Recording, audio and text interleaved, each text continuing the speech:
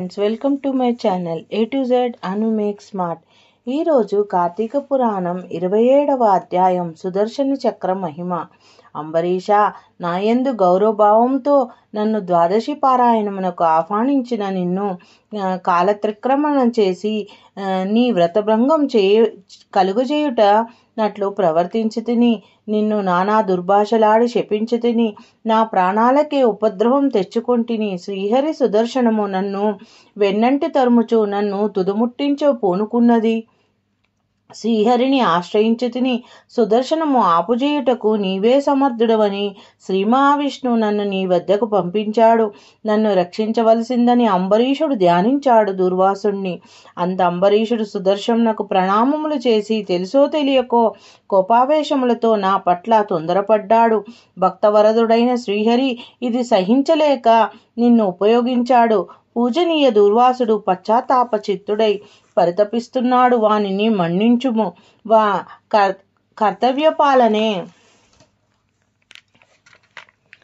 నీ సంకల్పమైనచో వానికి బదులుగా నన్ను వధించు. చతుర్భుజ వేదాగ్రస్తులై ఒక్కటై వచ్చినా నన్నేమియూ చేయలేరు. నన్ను మన్నించు.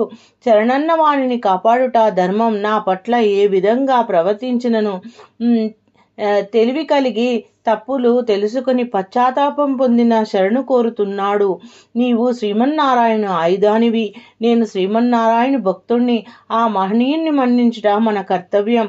నిన్ను ఆదేశించిన ప్రకారం వాణ్ణి చంపుట యుక్తం కావచ్చు.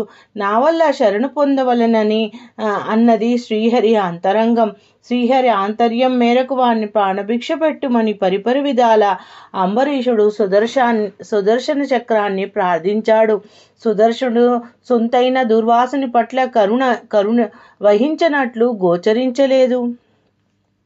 అంబరీషుడు ధనుర్బాణములు తీసుకుని సుదర్శనమునకు ఎదురుగా నిలిచి, నా ప్రార్థన కాదందువే, నీతో పోరాడి దుర్వాసుని రక్షించదును.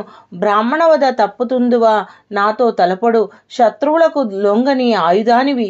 నన్ను చంపి ఆ పిదప దుర్వాసుని చంపు. అంతేగాని నేను బ్రతికి ఉండగా నీవు దుర్వాసుని ఏమీ చెయ్యచాలవు. నీతో యుద్ధం చేసి తీరుతాను. నా బాహుబలం పట్ల నాకు గల నమ్మకంతో నీతో పోరాడటానికి సిద్ధపడుతున్నాను. నా బాణాల వేడి చవిచూడు. నా పరంధాముని కృపాకటాక్షములతో నాకు గల ఆత్మవిశ్వాసంతో నిన్ను నేల కొరగజేస్తాను. ప్రాణాల మీద ఆశ ఉంటే విష్ణు భగవాని చేతి యందు ఇంకా మనదలుచుకుంటే దుర్వాసుని వదిలిపెట్టు. అంబరీషుని ధైర్యోత్సవాలకు శరణాగత సంరక్షణాభిలాషికి సుదర్శనుడు ఎంతగానో ఆనందించాడు.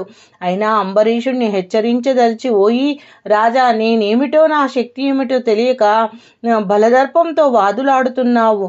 నీకు నాకు ఏనుగుకు చీమకున్నంత తేడా ఉంది అన్నాడు సుదర్శనుడు. నీవు మేటి మొనగాడివి కావచ్చు, కానీ నేను బతుకుండగా దుర్వాస మహాముని జోలికి పోలేవు అని ధనుసుని ఎక్కుపెట్టి సుదర్శనుని పాదాలకు నమస్కార బాణాన్ని ప్రయోగించి మరో బాణాన్ని సుదర్శనుపైకి సంధించబోయాడు. అంబరీషుడు వాని సాహసానికి ఆర్తత్ర పారాయణత్వానికి మురిసి సుదర్శనుడు ప్రసన్నుడై అంబరీషుడిని గాఢలింగనం చేసుకుని, రాజా అంబరీష, నిన్ను కాపాడు తలంపుతోనే శ్రీ మహావిష్ణువు నన్ను నియమించాడు. నిన్ను కాపాడుట నా కర్తవ్యం. నీతో తలపడుట నా గమ్య లక్ష్యం కాదు.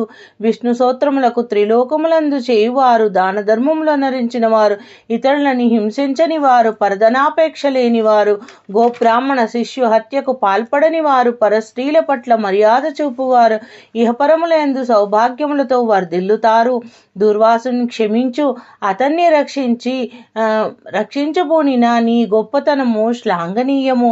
నీ అభిమతానుసారము దుర్వాసుని విడిచిపెడుతున్నాను అని పలికి సుదర్శనుడు అంతర్గతుడయ్యాడు. కార్తీక పురాణం 27వ అధ్యాయ పారాయణ భాగం సమాప్తం. సుదర్శన మహత్య అధ్యాయం సమాప్తం. శివార్పణమస్తు. Karthika Damodara చరణారవిందార్పణమస్తు. Thank you for watching my video. Please subscribe and share and watch my playlist. Thank you.